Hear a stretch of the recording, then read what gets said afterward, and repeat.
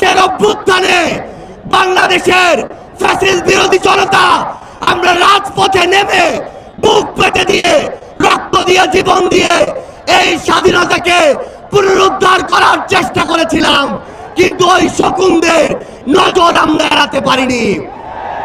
2 বছর হতে না হতেই এই শকুনেরা আবার বাংলাদেশের মানচিত্রকে, স্বাধীনতাকে, বিপ্লবীদেরকে খামচে ধরার চেষ্টা করছে।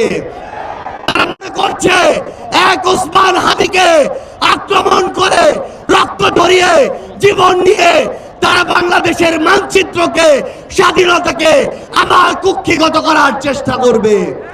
কিন্তু আমরা স্পষ্ট করে বলতে চাই, এই 24-এর অভ্যুত্থান পরবর্তী বাংলাদেশে প্রত্যেক স্বাধীনতাকামী, প্রত্যেক বিপ্লবী এক একজন ওসমান হাদি আবু সাইদের বুকে গুলি চালিয়ে সকল আবু সাইদদের দমানোর চেষ্টা করা হয়েছিল, কিন্তু এক আবু সাইদ এরপরে লক্ষ আবু সাইদে পরিণত হয়েছে।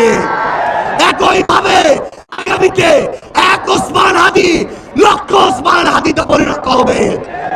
ভারত যদি মনে করে বাংলাদেশের গণহত্যার নির্দেশদাতা খুনি হাসিনা, মৃত্যুদণ্ডপ্রাপ্ত হাসিনাকে ভারতে আশ্রয় দিয়ে, ওসমান হাদির খুনিদেরকে ভারতে আশ্রয় দিয়ে এই বাংলাদেশের সাথে তাদের কোনোদিন সম্পর্ক স্বাভাবিক হবে, এই বাংলাদেশে এই হাদিরা বেঁচে থাকতে কোনোদিন সেই সম্পর্ক স্বাভাবিক হবে না, হবে না, হবে না।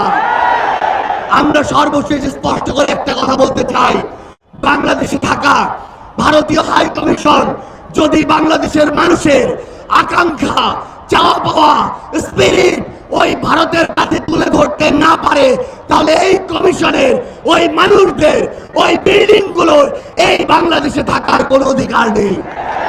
শুধু একটাই সর্বশেষ কথা, আগামীর বাংলাদেশে আমাদের স্বাধীনতাকে, আকাঙ্ক্ষাকে, বিপ্লবকে, ওসমান হাদিদেরকে কেউ যদি আক্রমণ করতে চায়, সেই আগুন এই বাংলাদেশ থেকে পৃথিবীর প্রতিটি প্রান্তে ছড়িয়ে পড়বে ইনশাআল্লাহ।